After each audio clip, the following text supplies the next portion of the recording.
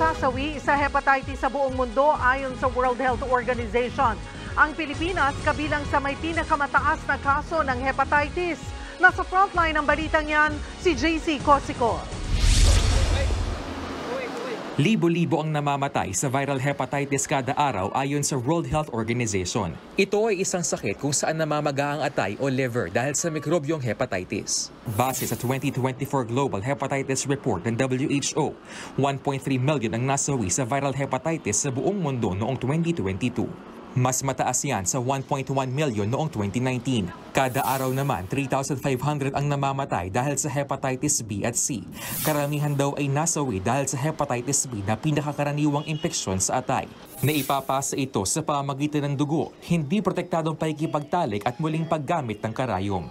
Naahawaan din ng isang infected na ina ang kanyang sanggol kung may Hep B na siya sa panahon ng kanyang pagbubuntis o panganak. Kabilang sa mga sintomas nito ang pagkapagod, kawalan ng ganang kumain, pananakit ng tiyan, pagkahilo o pagkisuka at paninilaw ng balat. Delikado ito pero may bakuna kontra hepatitis B. Pwede ka pa magkaroon ng liver cancer. Precursor siya ng liver cancer.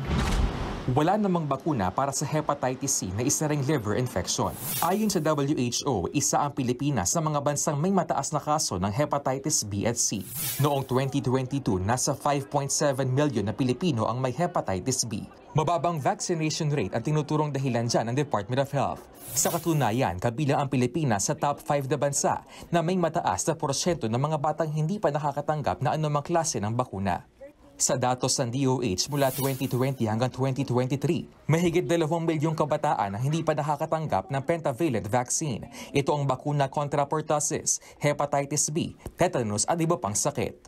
Mababa ang vaccine rate. So pag mababa ang immunization rate mo, madami yung kaso. Maraming vaccine hesitant. Kaya dapat daw palakasin ang pagbabakuna.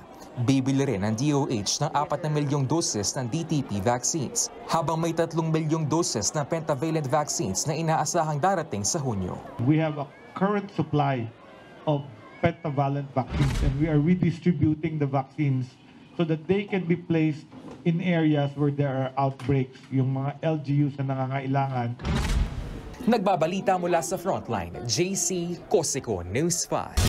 Mga kapatid, Cheryl Cosim po, huwag maging huli at maging una sa lahat sa balitaan. Para sa tuloy-tuloy na talakayang sa Frontline, mag-follow at mag-subscribe sa social media pages ng News 5.